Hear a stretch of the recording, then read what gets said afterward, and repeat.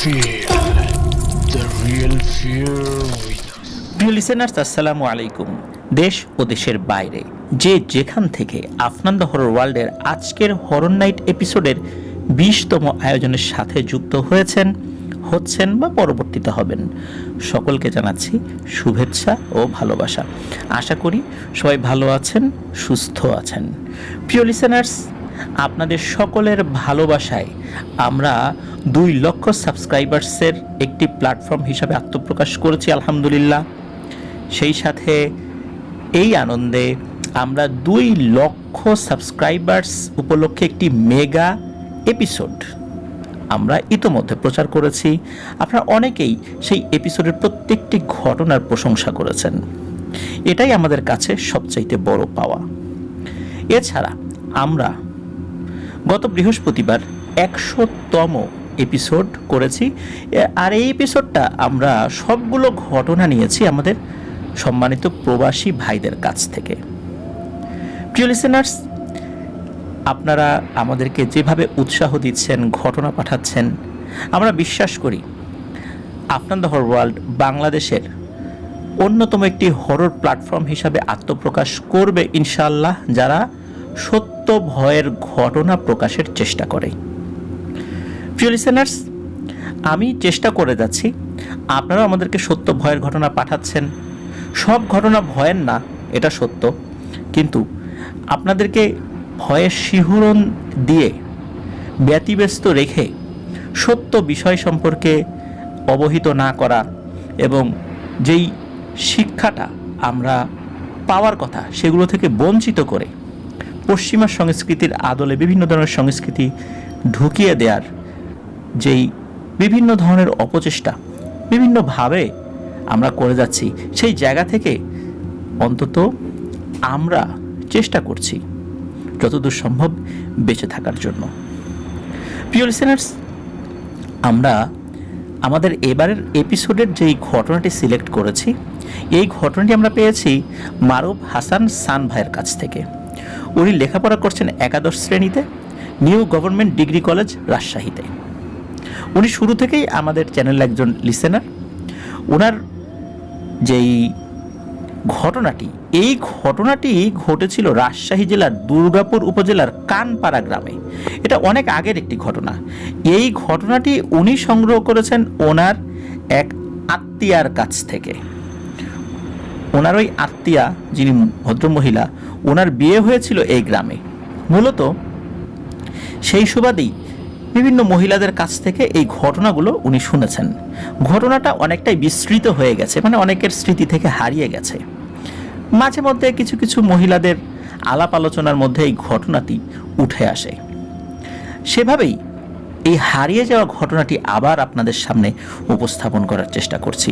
জানি না ওই গ্রামের অনেকেই এই ঘটনাটি জানেন কিনা।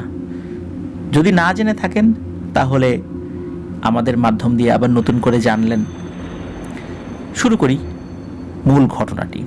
ঘটনাটি মূলত ঘটেছিল তাসের মিয়া নামক একজন কৃষককে কেন্দ্র করে। ঘটনা যখন সময়কাল, এইটা 1940-এর দশকের সময় হবে, তখন ব্রিটিশ পিরিয়ড চলে, এতটুকু বলা যায়। নির্দিষ্ট করে সাল বলা যায়নি। এই তাসের মিয়ার জীবিকার প্রধান উৎস ছিল গরুর দুধ বিক্রি করা। তার 7টি গাভী ছিল। দুধ বিক্রি করা টাকা দিয়েই তার দুধ বিক্রির যে অর্থ, এটা দিয়েই মূলত উনি ওনার 2 সন্তান সহ 4 সদস্যের পরিবারটা মোটামুটি ভালোভাবেই চালাতে পারতেন। তার ছেলের যে নাম এবং মেয়ের যে নাম, এই নামটি অনেকটাই ঝাপসা হয়ে গেছে বা অনেকের স্মৃতি থেকে হারিয়ে গেছে। যতটুকু পাওয়া যায় তথ্য, সেই অনুযায়ী তার ছেলের নাম খালিদ বলে পাওয়া যায় এবং তার মেয়ের নাম আসমানি বলে পাওয়া যায়। তার স্ত্রীর নামটি জানা যায়নি। তার ছেলের বয়স ওই সময় ছিল 16-17 আর মেয়ের বয়স ছিল 4-5 বছর। এই তাসের মিয়া আর তার ছেলে খালিদ প্রতিদিন গরুগুলোকে নিয়ে সকালবেলা আবার বিকেলবেলা ঘাস খাওয়াতে নিয়ে যেত। তাদের বাড়ির কাছে বিল ছিল ওই সময়টাতে, এখন কি আছে জানি না। তো ওই সময় বিলের আশেপাশে ঘাস খাওয়াতে নিয়ে যেত। তো সকালবেলা গরুগুলোকে বিলে নিয়ে যাওয়ার আগেই একবার দুধ দুইয়ে নেওয়া হতো। তো বাপ ছেলে প্রতিদিন গরু নিয়ে যেত, আবার আসতো। ছেলে ওই সময় লেখাপড়া করতো কি করতো না এই বিষয়ে আসলে জানা যায়নি। তো এভাবেই চলছিল প্রতিদিন। তো এরই মধ্যে একটা খবর আসে তাসের মিয়ার কাছ থেকে, সেটা হলো এই তাসের মিয়ার দূর সম্পর্কের এক আত্মীয় মারা গিয়েছিলেন। তো তার জানাজার নামাজের সময় ছিল বাদ আসর। তো এই জন্য তিনি তার ছেলে খালিদকে বিকেলবেলা গরুগুলো একাই বিলের দিকে নিয়ে যেতে বলেন, কারণ উনি যেহেতু জানাজার শরিক হবেন, এই কারণে উনি ওই সময় তো গরুগুলো নিয়ে যেতে পারবেন না। তো ছেলেকে সব কিছু বুঝিয়ে দিয়ে উনি মোটামুটি 2-2:30 এরকম একটা সময় আনুমানিক হবে আর কি। তো এই সময় উনি বাড়ি থেকে বেরিয়ে পড়েন, যাতে জানাজার আগেই ওই বাড়িতে যাওয়া যায়, আত্মীয় স্বজনের সাথে কথা বলে জানাজার নামাজটা শেষ করে আবার বাড়ির দিকে রওনা দিতে পারেন। তো যেই কথা সেই কাজ, উনি এরকম করে বাড়ি থেকে জানাজার উদ্দেশ্যে বের হয়ে পড়েন। তো ওই সময় তো যাতায়াত ব্যবস্থা ভালো ছিল না, ওই গ্রামে যেতে হলে গরুর গাড়িতে করে যেতে হবে।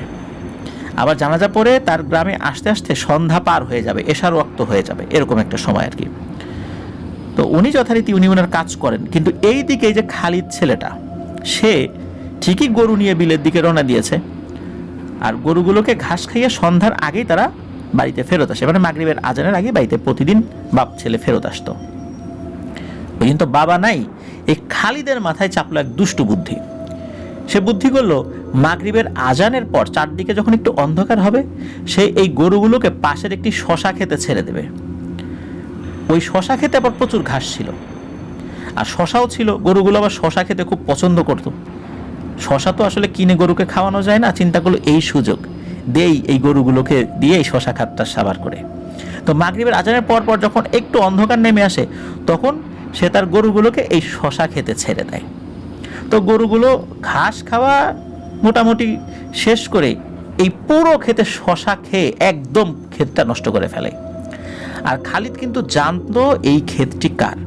ক্ষেতটি ছিল ওই সময় গ্রামের এক মোড়ল, তার নাম হচ্ছে আকবর হোসেন।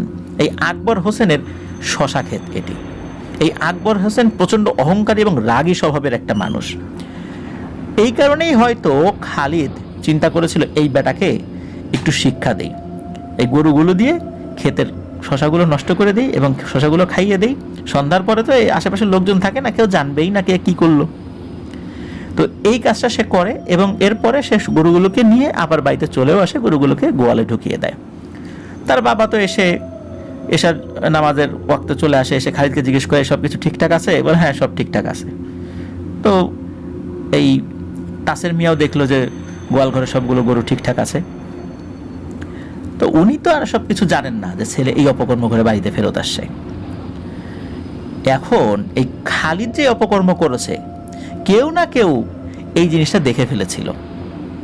ওই দিক দিয়ে একটা লোক বেশ খানিকটা দূর দিয়ে আর কি হেঁটে আসছিল।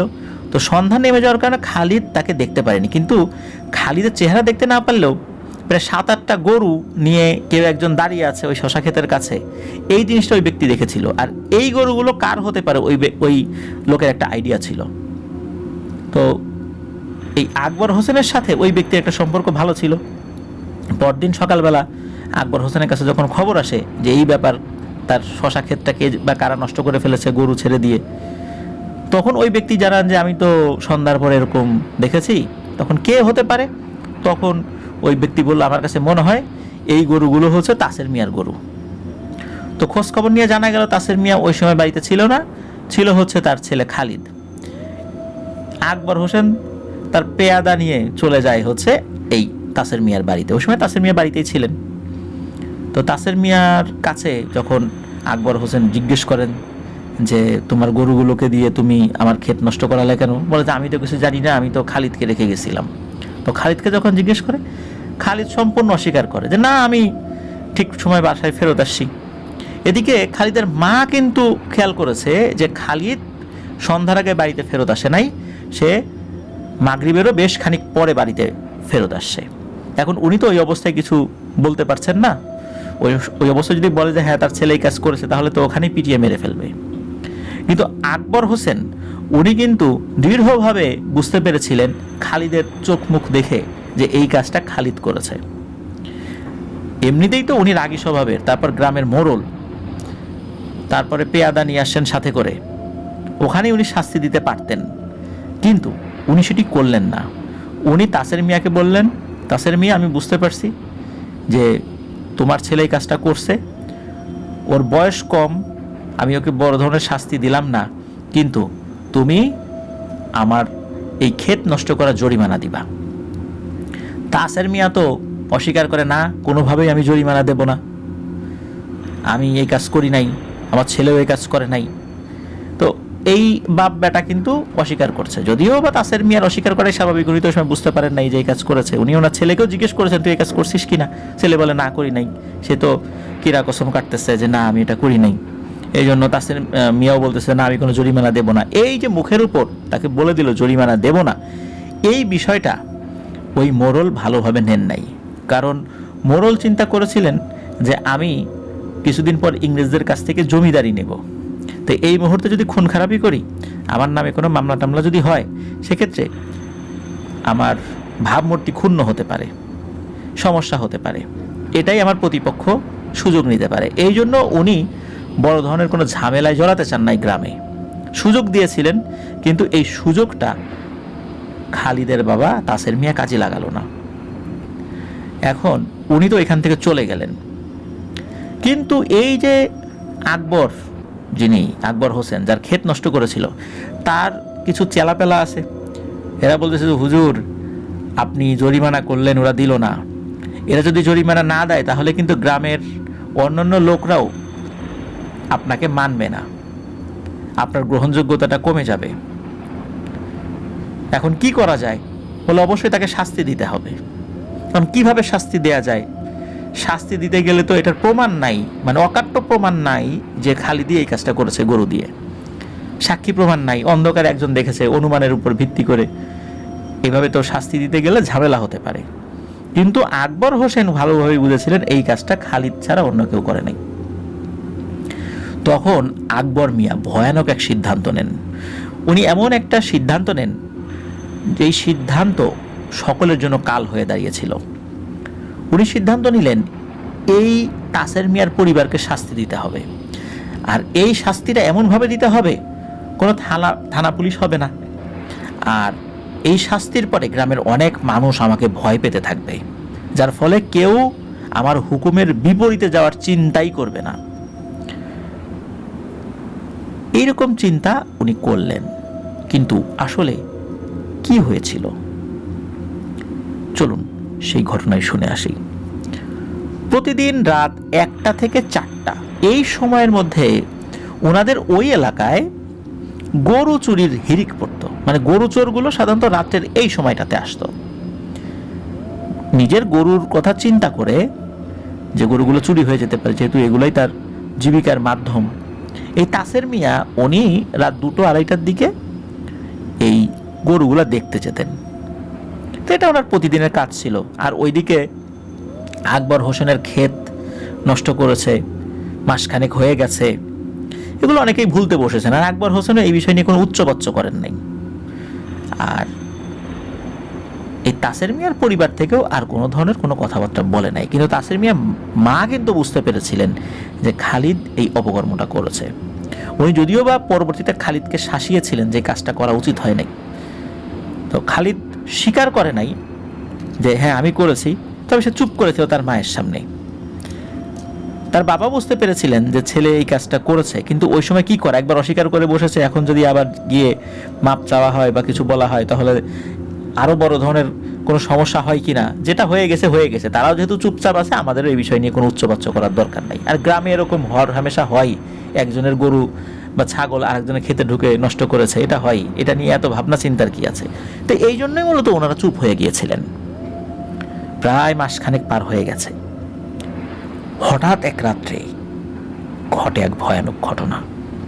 এই তাসের মিয়া প্রতি রাত্রের মতো রাত 2টো কি 2:30 বা 3টা এরকম একটা আনুমানিক সময়ে উনি গোয়াল ঘরে গিয়েছেন গরুগুলো ঠিকঠাক আছে কিনা দেখতে। তো উনি হাতে একটা হারিকেনের মতো কিছু একটা নিয়ে, ওই জামানায় হারিকেন বা এই টাইপের কিছু পাওয়া যেত আর কি, তো এরকম একটা আলো নিয়ে উনি গোয়াল ঘরে ঢোকেন। ওনার 7টা গরু ছিল, গাই গরু, 4টা বাছুর আর কয়েকটা ষাঁড় গরু। উনি যখনই ওনার গোয়ালে ঢুকেছেন, ঢোকার সাথে সাথে ভয়ানক একটা দৃশ্য উনি দেখেন। উনি দেখেন যে প্রত্যেকটা গরু, এই গরুর মাথাগুলো কাটা, বাছুরের মাথাগুলো কাটা। শুধু কাটা তাই না, এই সবগুলো মাথা সুন্দর করে সারিবদ্ধভাবে রেখে দিয়েছে, আর ওখানে এক ফোঁটা রক্তও নাই। তো উনি এই দৃশ্যটা দেখেছেন। এই দৃশ্যটা দেখার পর উনি আরো একটা ভয়ানক দৃশ্য দেখেন। উনি দেখেন যে দুই মাথাওয়ালা ভয়ানক চেহারার একটা পিশাচ ওনার দিকে তাকিয়ে আছে। মূলত এই জিনিসটাই এই সবগুলো গরুকে মেরে ফেলেছে এবং সেগুলো রক্ত খেয়ে ফেলেছে। ওই পিশাচের দাঁত দুটো বেশ ভয়ানক রকমের লম্বা এবং দুই সাইডে বাঁকানো, মুখ দিয়ে রক্ত পড়ছে। এই জিনিসটা চোখাচোখি যখন হয়েছে, উনি তো মারাত্মক ভয় পেয়েছেন। উনি দৌড়ে বের হয়ে এসে দিয়েছেন এক চিৎকার। ওনার চিৎকারে ওনার স্ত্রীর ঘুম ভেঙে যায়। খালিদ এবং তার মেয়ে আসমানির ঘুম ভাঙে নাই। ওনার স্ত্রী বাইরে বের হয়ে আসেন, এসে দেখেন যে ওনার বুকের এক পাশে উনি চাপ দিয়ে ধরে রেখেছেন, মানে বুকে প্রচন্ড ব্যথা হচ্ছে। তো ওনার স্ত্রী এসে বলছেন, কি হয়েছে? বলে, আরে আল্লাহ, আমি এটা কি দেখলাম, হায় আল্লাহ, এটা কি? মানে উনি ভয়ানক কিছু দেখেছেন। কি দেখেছেন? যে দুই মাথাওয়ালা একটা দানব। এগুলো বলতে বলতে উনি মারা যান। তার মানে উনি হার্ট অ্যাটাক করে মারা গেছেন। তো ওনার স্ত্রী চিন্তা করেন কি ব্যাপার, তার হলোটা কি? উনি আবার দৌড়ে হারিকেনটা নিয়ে গোয়াল ঘরের দিকে গিয়েছেন। উনি গোয়াল ঘরে গিয়ে কোনো পিশাচকে না দেখলেও সবগুলো গরুর এরকম মর্মান্তিক মৃত্যু দেখে উনি ওখানে প্রচণ্ড জোরে চিৎকার দিয়ে কান্নাকাটি শুরু করেন, বিলাপ শুরু করে দেন। এই মধ্যরাত্রিতে এরকম চিৎকার চেঁচামেচিতে আশেপাশে, তখন তো বেশ দূরে দূরে একটু বাড়ি ছিল, ওই আশেপাশে যে বাড়িগুলো ছিল সেখানকার মানুষজনও শব্দ শুনে চলে আসে। এসে দেখে এই অবস্থা, একদিকে গরুগুলো মরে পড়ে আছে, আরেকদিকে উঠোনে তার স্বামী মরে পড়ে আছে। এই তাসের মিয়ার চোখ দুটো এমন ভয়ানকভাবে খোলা ছিল, সে যে এমন একটা ভয়ানক দৃশ্য দেখেছে, ওই ভয় থেকে সে বেরোতে পারে নাই। বলতো ওই ভয় থেকেই সে হার্ট অ্যাটাক করে মারা যায়। পরদিন যথাযথ নিয়ম মেনে তাসের মিয়ার লাশ দাফন করা হয়। গরুগুলোকেও মাটি চাপা দেওয়া হয়। পরিবারের কর্তাকে হারিয়ে এবং আয়ের উৎস পুরোপুরিভাবে বন্ধ হয়ে যাওয়ায় পরিবারে নেমে আসে ব্যাপক দুঃখ কষ্ট। অনেকেই ভেবেছিলেন ঘটনা এখানেই শেষ, কিন্তু না, ঘটনা এখানে শেষ হয় না।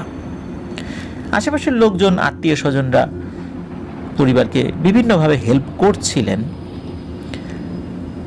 তাসের মিয়ার মৃত্যুর ঠিক 21 দিনের মাথায় রাতের বেলা এক ভয়ানক ঘটনা ঘটে। এই খালিদ অন্য রুমে থাকতো, আসমানি তার মায়ের সাথে ঘুমাতো। হঠাৎ করে আসমানি চিৎকার করে কান্নাকাটি করে ওঠে রাতের বেলা। তার কান্নাকাটিতে খালিদের ঘুম ভেঙে যায়। তো খালিদ যখন তার মায়ের রুমে এসেছে, এসে দেখে এক ভয়ানক দৃশ্য। দেখে যে তাদের গরুগুলোকে যেভাবে গলা কেটে হত্যা করা হয়েছিল, ঠিক সেভাবে তার মায়েরও একই অবস্থা। দেহ থেকে তার মাথাটা আলাদা, কিন্তু এক ফোঁটা রক্ত কোথাও পড়ে নেই। মাথা কাটলে এক ফোঁটা রক্ত এদিক ওদিক থাকবে না, এক ফোঁটা রক্ত নাই। মনে হচ্ছে শরীরের সমস্ত রক্ত কেউ শুষে খেয়ে শেষ করে ফেলেছে। এরপর মাথাটা ছিঁড়ে রেখে গেছে, এমন একটা অবস্থা। মায়ের এমন মৃত্যুতে রাতের বেলা চিৎকার চেঁচামেচি শুরু করে দেয় খালিদ এবং আসমানি। তাদের মৃত্যুতে পরিবারে নেমে এসে শোকের ছায়া। মা বাবা দুজনই মারা গেল। তাদের এই মৃত্যুতে একটা পরিবার কি হতে পারে চিন্তা করেন। ওই রাত্রে আশেপাশের লোকজন চলে আসে। তারা এই দৃশ্য দেখে ভয়ানকভাবে ভয় পায়। কারণ হচ্ছে ওই গরু ছাগলগুলোর মৃত্যু সেটা যেভাবেই হোক না কেন, এটা দেখে হার্ট অ্যাটাক করে তাসের মিয়া মারা গেছেন। কিন্তু তাসের মিয়ার স্ত্রী এভাবে মারা গেলেন কিভাবে? নিশ্চয়ই এখানে বড় ধরনের কোনো সমস্যা রয়েছে। কিন্তু আসলে কেন এই সমস্যা হচ্ছে, এই বিষয়টা কোনোভাবেই বোঝা যাচ্ছে না। তাসের মিয়ার মৃত্যুর 21 দিনের মাথায় বা কেন এরকমটা হলো? তো খালিদ এবং আসমানির মায়েরও দাফন কাফনের কাজ শেষ করা হয়। এবার রয়ে যায় খালিদ এবং তার 4 বছরের ছোট বোন আসমানি। তাদের মামা বিষয়টা আন্দাজ করতে পারেন যে এখানে ভয়ানক কোনো কিছু একটা ঘটছে, কিন্তু কি ঘটছে এটা আসলে বুঝতে পারেন না। তখন এই খালিদের মামা উনি খালিদ এবং আসমানিকে নিয়ে সিলেটের উদ্দেশ্যে রওনা দেন। ওই সময় রাজশাহী থেকে এই সিলেটে আসা কিন্তু চারটিখানি ব্যাপার ছিল না। তখন ঢাকায় আসা, ঢাকা থেকে সিলেট আসা অনেক সময় লাগতো। এখনও ঢাকা থেকে সিলেটে যদি যাওয়ার কথা আমরা চিন্তা করি, নর্মালি 5 ঘন্টার কমে যাওয়াটা অনেক কঠিন, দ্রুতগামী বাসেও। সেখানে রাজশাহী থেকে সিলেট আসতে কয়েকদিন লেগে যায়। তো ওইখানে একজন বড় আলেম ছিলেন, উনি মূলত একজন দরবেশ টাইপের মানুষ ছিলেন। তো ওই আলেমের বেশ কিছু শিষ্য ওই রাজশাহী এলাকায় ছিল, মূলত তাদের মুখেই ওই আলেমের বিভিন্ন এলেম কালাম এবং আধ্যাত্মিক জ্ঞান সম্পর্কে জানতে পেরেছিলেন। তো উনি ওই আলেমের দরবারে যান, হুজুরকে সব বিষয় খুলে বলেন এবং তার যেই ভাগ্নিকে বাঁচানোর জন্য আলেমের কাছে অনুরোধ করেন যে কোনোভাবে তিনি যেন কোনো একটা তদবির দিয়ে এদেরকে রক্ষা করেন এবং কেন এটা হচ্ছে এই বিষয়টি একটু জানার চেষ্টা করেন। তখন ওই হুজুর তাদের কাছ থেকে 2-1 দিনের সময় নেন এবং তাদেরকে থাকার ব্যবস্থা করে দেন, যে আপনারা থাকেন, আমি দেখি তথ্য সংগ্রহ করি ঘটনাটা কেন ঘটছে। তো ওনারা 1 দিন 2 দিন থাকেন। 2 দিন যখন শেষ হয়ে যায়, মাগরিবের পরে ওই হুজুর তাদেরকে ডেকে পাঠান এবং এরপরে শোনান এক হাড় হিম করা ঘটনা। হুজুর বলেন যে এই যে তাসের মিয়া, এই তাসের মিয়ার পরিবারের উপর এক ভয়ানক ব্ল্যাক ম্যাজিক করা হয়েছে। আর এই ব্ল্যাক ম্যাজিক করেছে গ্রামেরই সেই মোড়ল আকবর হোসেন। এই তাসের মিয়ার ছেলে খালিদ এই শশা ক্ষেত নষ্ট করেছে বলে উনি জরিমানা করেছিলেন, কিন্তু জরিমানার টাকা দিতে অস্বীকার করার কারণেই মূলত আকবর হোসেন ক্ষেপে গিয়েছিল। আর আকবর হোসেনের এই রাগে আরও ঘি ঢেলেছিল তারই কিছু চেলারা, যে তার গ্রহণযোগ্যতাটা কমে যাবে, গ্রামে মানুষজন ভয় পাবে না, সে কীভাবে জমিদার হবে। এই সমস্ত কারণে ভয়ানক এক শাস্তি দিতে চেয়েছিলেন এই আকবর হোসেন। আর কাকে দিয়ে এই কাজটি করানো যায়, এরকম খুঁজতে খুঁজতে তারই এক চেলাকে দিয়ে কুষ্টিয়ার এক কবিরাজকে ডেকে নিয়ে আসান। এবং কুষ্টিয়ার এই কবিরাজ সে ছিল ব্ল্যাক ম্যাজিকে খুবই পারদর্শী একজন তান্ত্রিক। সে একটা পিশাচকে বশীভূত করেছিল। সে তার সাধনা দিয়ে 21টা নরবলি দিয়েছিল মনুষ্য বাচ্চাকে, মানে মানুষের 21টা বাচ্চাকে নরবলি দিয়েছিল এবং এই 21টা বাচ্চাকে নরবলি দেওয়ার মাধ্যমেই ওই পিশাচটাকে সন্তুষ্ট করে। যে কোনো কাজ ওই পিশাচ 21 দিনের মধ্যে শেষ করার প্রতিশ্রুতি ওই তান্ত্রিককে দিয়েছিল। যখন এই কাজটি ওই পিশাচ বশকারী ওই তান্ত্রিক হাতে নেয়, তখন ওই তান্ত্রিক বলেছিল যে আপনার প্রতিটা শত্রুকে 21 দিনের ব্যবধানে হত্যা করা হবে।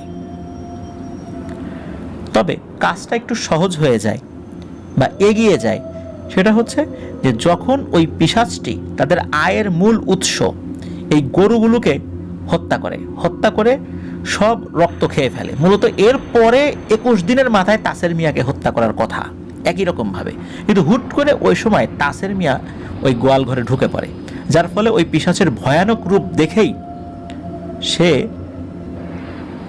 মানে এতটা ভয় পেয়েছিল যে কিছু সময় পরে সে হার্ট অ্যাটাক করে মারা যায়। সে তার স্ত্রীকে কিছু বিষয় বলে যেতে পেরেছিলেন। গ্রামের লোকজন মনে করেছিল এরকম পিশাচের উপদ্রব তো বিভিন্ন জায়গায় শোনা যায়, এটা ওরকমই একটা ব্যাপার হিসেবে নিয়েছিল, কিন্তু কেউ ব্ল্যাক ম্যাজিক করে এটা করেছে এই জিনিসটা আসলে তখনও গ্রামের লোকজন বুঝতে পারেনি। 21 দিনের মাথায়, মানে তাসের মিয়ার মৃত্যুর 21 দিনের মাথায় তাসের মিয়ার স্ত্রীর মৃত্যু ঘটে। এরপরের 21 দিনের মাথায় আসবে হচ্ছে খালিদের পালা, তারপরের 21 দিনের মাথায় আসবে আসমানির পালা। এভাবেই ওই পরিবারের সকলে শেষ হয়ে যাবে। কিন্তু ওই তান্ত্রিক এই আকবর হোসেনকে বলেছিল যে এই কাজটি করার পর আপনারও কোনো একটা ক্ষতি হতে পারে। এখন আকবর হোসেন চিন্তা করেছিল যে কি আর ক্ষতি হবে, হোক না, তারপরও আমি এই কাজটা করি, গ্রামে আমার গ্রহণযোগ্যতাটা বাড়াতে হবে, আমার হুকুমের বিপরীতে যেন কেউ না চলে, এটা তো মানুষকে প্রমাণ করতে হবে। আর এদিকে আইনের যেই ফাঁক ফোকর এদিক দিয়েও বেরোতে হবে। তো বিভিন্ন কারণে আকবর হোসেনও রাজি হয়ে যায়, কিন্তু আসলে তার পরিণতি কি হবে এইটা কিন্তু আকবর হোসেন বুঝতে পারেন নাই। তো যাই হোক, আকবর হোসেন তো একবারের জন্য ভেবে দেখেন নাই যে আসলে এসবের পরিণতি কি হতে পারে। আস্তে আস্তে কিন্তু ওই পরিবারের কয়েকজন মারা গেল। এখন কিন্তু 21 দিনের মাথায় খালিদকে হত্যা করার পালা। তখন খালিদের মামা ওই হুজুরের হাতে পায়ে ধরে খুব কান্নাকাটি করেন যে আমার এই ভাগনা ভাগিনী, এদেরকে যে কোনো মূল্যে বাঁচাতে হবে। তখন হুজুর বলেন যে আল্লাহ যদি ওদের হায়াত রাখেন অবশ্যই ইনশাল্লাহ তারা বাঁচবেন, আমি আমার জায়গা থেকে চেষ্টা করছি।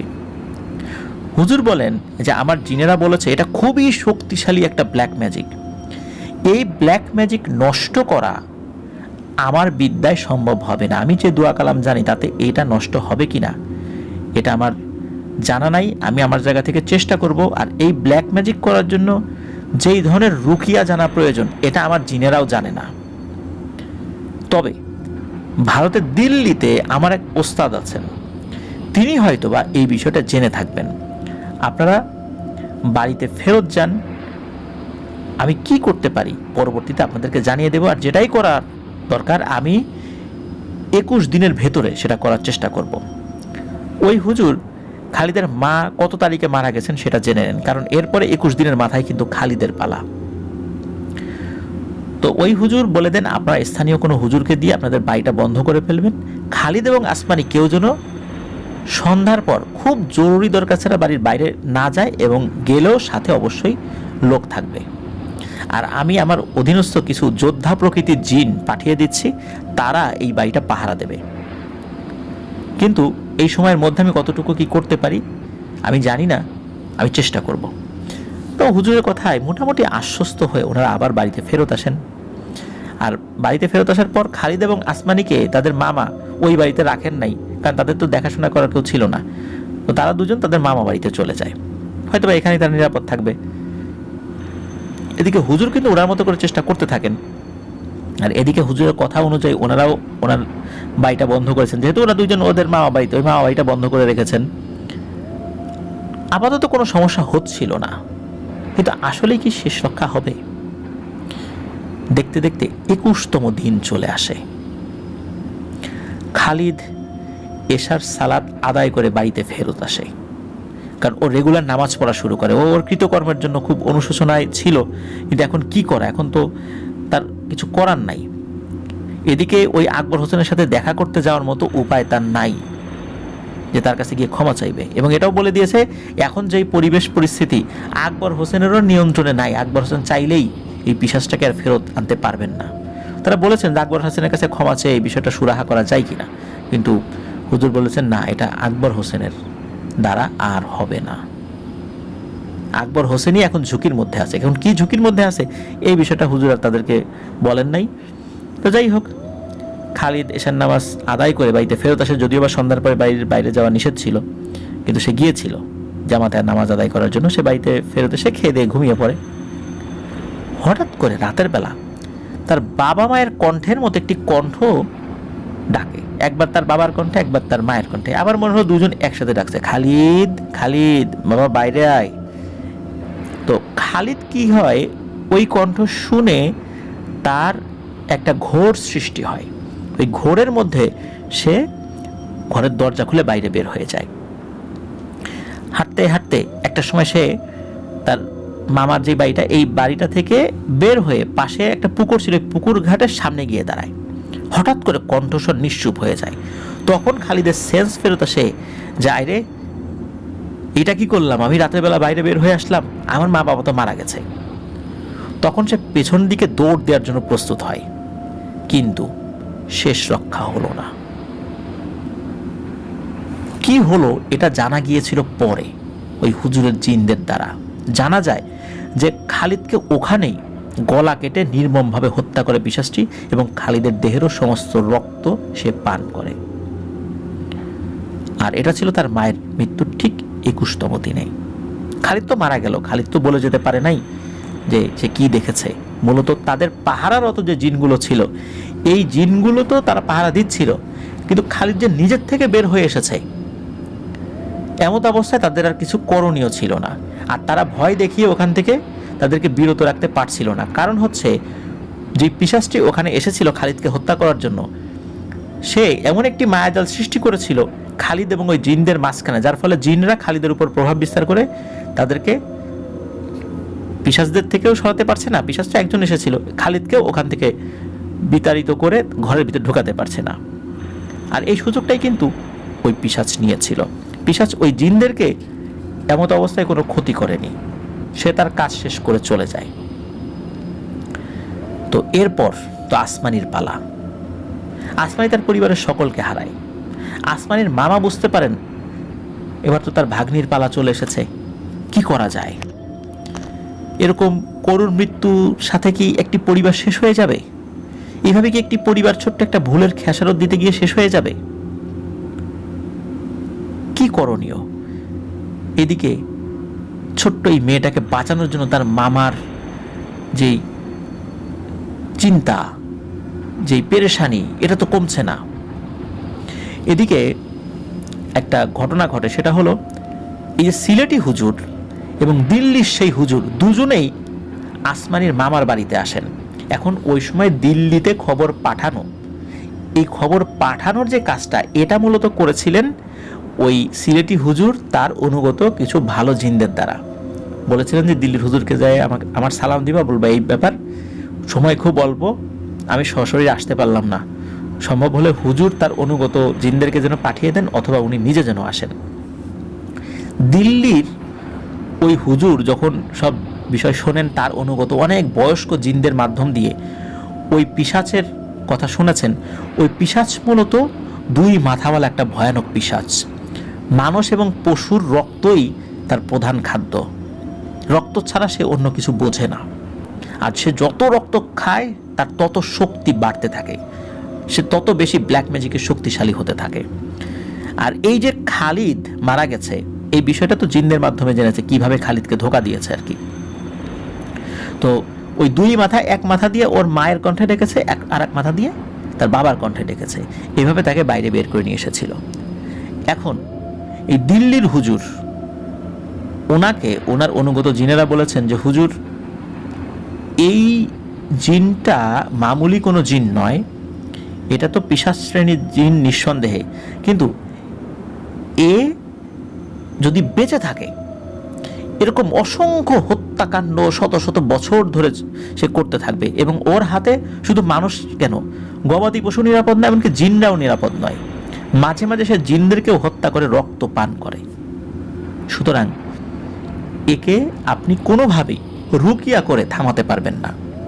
আর রুকিয়া করে তাকে থামানো হয়তো বা গেল, আসমানির বিষয়ে আপনি থামাতে পারলেন, এরপরে কি হবে? আর একটা পরিবার তো সে শিকার বানাবে, ওই তান্ত্রিক তাকে দিয়ে আর একটা পরিবারকে শিকার বানাতে পারে, বা ও নিজেও ইচ্ছাকৃতভাবে বিভিন্ন মানুষকে আক্রমণ করবে। সুতরাং এটার সমাধান একটাই, ওই পিশাচটিকে হত্যা করা। তখন ওই বৃদ্ধ জিনটি বলেন যে আমার তো বয়স হয়ে গেছে, আমি ওর সাথে তো লড়াই করতে পারবো না, এবং এই লড়াইয়ের সেনাপতিও হতে পারবো না। তবে হ্যাঁ, আমার গোত্রের আরও কিছু যোদ্ধা জিন রয়েছে, তাদেরকে ওই পিশাচটিকে হত্যা করার জন্য পাঠাবো। আপনি অনুমতি দিলে আমি ওর মৃত্যু পরোয়ানার জন্য আমি আমার জিনদের সাথে কথা বলবো, আমার গোত্রে কথা বলবো। তখন হুজুর অনুমতি দেন, যেহেতু ওই জিনেরাই বলেছে তাকে রুকিয়া করে প্রাথমিকভাবে আটকানো গেলেও, আসমানিকে বাঁচানো গেলেও, ভবিষ্যতের জন্য আরও বড় ধরনের ক্ষতি থেকে বাঁচানো সম্ভব নয়। তখন হুজুর এতে সম্মতি দেন। এরপর যেটা হয় সেটা হলো যে শোনা যায়, মানে যে তথ্যগুলো পরে ওই সিলেটি হুজুরের মাধ্যমে সবাই জানতে পেরেছিলেন, সেটা হচ্ছে যে 703টি জিন ওই দুই মাথাওয়ালা পিশাচের সাথে লড়াই করেছিল, এবং ওই দুই মাথাওয়ালা পিশাচ এই 703টি জিনের মধ্যে 98 জন জিনকে শহীদ করেন। বাদ বাকি জিনের হাতে ওই দুই মাথাওয়ালা পিশাচের মৃত্যু ঘটে। আর ওর মৃত্যুর মাধ্যম দিয়েই এই 4 বছর বয়সী ছোট্ট আসমানি রক্ষা পায়। সেই সাথে নাম না জানা আরো হাজারো মানুষ, হাজারো গবাদি পশু, হাজারো জিন তার হাত থেকে রক্ষা পায়। এই বিষয়গুলো কিন্তু পরে সিলেটি হুজুরের কাছ থেকে জানা গিয়েছিল যে এই ঘটনা। আসমানি কিন্তু 21 দিনের মাথায় বেঁচে গিয়েছিল, পরবর্তীতে আর কোনো সমস্যা হয়নি। আর ওই যে গ্রামের মোড়ল আকবর হোসেন, এই আকবর হোসেনের কি হলো? ওই কবিরাজ বা তান্ত্রিক কিন্তু বলেছে আপনার কিন্তু একটা ক্ষতি হবে। আকবর হোসেন মনে করছে হয়তো তার কোনো সহায় সম্পদের ক্ষতি হতে পারে, তার যে পরিমাণ সহায় সম্পদ আছে, দৃষ্টি সীমা যতদূর যায় ততদূর তার জমি, তো কতটুকু আর ক্ষতি হবে। কিন্তু যেটা হয়, এই ঘটনার পরে আকবর হোসেনের এক চোখ, এক হাত, এক পা, মানে শরীরের একটা সাইড নষ্ট হয়ে যায়। আর এরপরে আকবর হোসেন একদম বিছানায় শয্যাশায়ী হয়ে যান। আসমানির যেদিন মৃত্যু হওয়ার কথা ছিল, মানে খালিদের মৃত্যুর 21 দিনের মাথায়, আসমানির তার মৃত্যু হয়নি আল্লাহর রহমতে। ওই 98 জন জিন যারা শহীদ হয়েছেন তাদের ওসিলায়। কিন্তু এই যে আকবর হোসেন, উনি মারা গিয়েছিলেন আসমানির 21তম যে দিন ছিল খালিদের মৃত্যুর পর, আসমানির মৃত্যুর যে একটা তারিখ নির্ধারিত ছিল ওই পিশাচের কাছে, এরপরে 10 দিনের মাথায়। তার মানে হচ্ছে খালিদের মৃত্যুর 31 দিনের মাথায় ওই আকবর হোসেন মারা যান। 10 দিন উনি একদম বিছানায় পড়ে গিয়েছিলেন, এরপরে উনি মারা যান। এভাবেই কিন্তু যিনি ব্ল্যাক ম্যাজিক করিয়েছিলেন সেও পৃথিবী থেকে বিদায় নিল। প্রিয় লিসেনার্স, এই আসমানি উনি কিছুদিন আগেও নাকি বেঁচে ছিলেন, 90 বছর বয়সে এই আসমানি মারা গিয়েছেন। তো উনি বিবাহ শাদী করেছিলেন, ওনার নাতি নাতনি তো আছেই, ওনার নাতির ঘরে ছেলে পেলেও আছে। তো এভাবেই এই ঘটনাটি সামনে চলে এসেছিল। আসমানি তার মামার কাছেই মানুষ হয়েছিলেন, মামাই তাকে বিয়ে শাদী দিয়েছিল। তো এভাবেই ওই পরিবারের একজন সদস্য বেঁচে যান। প্রিয় লিসেনার্স, এটি ছিল ঘটনা। আমরা ইদানিং বেশ কিছু ব্ল্যাক ম্যাজিকের ঘটনা পাচ্ছি, অনেকগুলো ব্ল্যাক ম্যাজিকের ঘটনা আপনাদের সাথে শেয়ারও করেছি। ব্ল্যাক ম্যাজিকের সব ঘটনা ভয়ের হয় না, তবে এই ঘটনাটি ভয়ানক ছিল। প্রিয় লিসেনার্স, আমি সবসময় বলি, ব্ল্যাক ম্যাজিক করাও কিন্তু শয়তানকে প্রভু হিসাবে মেনে নেয়ার একটি পরোক্ষ চিহ্ন। আমরা হয়তো বা নিজ নিজ ধর্ম পালন করছি, কিন্তু আরেকজন তান্ত্রিককে দিয়ে যে ব্ল্যাক ম্যাজিক করাচ্ছি, আরেকজন ব্যক্তিকে দিয়ে ব্ল্যাক ম্যাজিক করাচ্ছি, উনি তো শয়তানি শক্তির কাছে মাথা নত করছেন, অথচ তাকে কিন্তু এই কাজটা আমরাই করাচ্ছি। পরোক্ষভাবে আমরাও শয়তানের কাছে মাথা নত করছি। তাহলে কি আমরা আর মুসলিম থাকতে পারছি, বা আমরা যেই যে ধর্ম পালন করছি সেই ধর্মের মধ্যে থাকতে পারছি? না, থাকতে পারছি না। এই জন্য আমাদের দ্বারা এই ধরনের ঘটনা যদি ইতোপূর্বে ঘটে থাকে, আল্লাহর কাছে আমরা তওবা করব, এবং ভবিষ্যতেও যেন আমাদের দ্বারা এই ধরনের কোনো ঘটনা না ঘটে, এই বিষয়ে আমরা আল্লাহর কাছে দোয়া করবো যে আল্লাহ আমাদেরকে দ্বারা কখনো এই ধরনের ঘটনা তুমি ঘটাইও না। কারণ মৃত্যুকালে ঈমান নিয়ে মৃত্যুবরণ করার কিন্তু কোনো সুযোগ থাকবে না, এটা নিশ্চিত। প্রিয় লিসেনার্স, আল্লাহ আমাদেরকে যে কোনো পরিস্থিতিতে ধৈর্য ধারণ করার তৌফিক দান করুন। ধন্যবাদ জানাচ্ছি মারুফ হাসান সান ভাইকে, চমৎকার একটি ঘটনা আমাদেরকে পাঠিয়েছেন। প্রিয় লিসেনার্স, আশা করছি ঘটনাটি আপনাদের ভালো লেগেছে। আমার আরও একটি ইউটিউব চ্যানেল রয়েছে আফনান্স বি নামে, যার লিঙ্ক এই ভিডিওর ডিসক্রিপশনে দেওয়া রয়েছে। সেখানে গিয়ে আমার ওই চ্যানেলেও আপনারা সাবস্ক্রাইব করতে পারেন। মূলত সেখানে আমার ব্যক্তিগত উপলব্ধি, আমার ট্রাভেলিং, ব্লগিং, শিক্ষামূলক বিভিন্ন কন্টেন্ট, এগুলো আমি আপলোড করে থাকি। ওখানে যেই ভিডিওগুলো দেওয়া হয়েছে সেগুলো আপনাদের দেখার অনুরোধ করছি। আপনারা সেখানে সাবস্ক্রাইব করে আমাকে উৎসাহিত করবেন, যাতে আরও ভালো ভালো কন্টেন্ট আমি তৈরি করতে পারি। প্রিয় লিসেনার্স, আজকের মতো বিদায় নিচ্ছি। যারা আমাদের চ্যানেল এখন সাবস্ক্রাইব করেননি তারা দ্রুত সাবস্ক্রাইব করে ফেলবেন প্লিজ। আর যারা ইতিমধ্যে সাবস্ক্রাইব করে ফেলেছেন, অসংখ্য ধন্যবাদ, জাযাকাল্লাহু খাইরান। আমি বিদায়বেলা আরেকটি কথা বলতে চাই যে সত্য ভয়ের ঘটনা পাঠানোর জন্য যেই প্রচেষ্টা আমরা অব্যাহত রেখেছি, আমি সবসময় বলি এটা একটা অসম্ভব ব্যাপার। কারণ সত্য ভয়ের ঘটনা, আমরা বলছি সত্য ভয়ের ঘটনা, কিন্তু আসলে এটি পরিপূর্ণভাবে সত্য কিনা এটা যাচাই বাছাই বা প্রমাণ করার সুযোগ আমাদের কাছে নাই। কিন্তু আমরা বিশ্বাস করি লিসেনাররা আমাদেরকে সত্য ভয়ের ঘটনা পাঠান, এই বিশ্বাস থেকেই আমরা ঘটনাগুলো প্রচার করি। তবে বিশ্বাস করা বা না করাটা এগুলো সম্পূর্ণ আপনাদের ব্যাপার।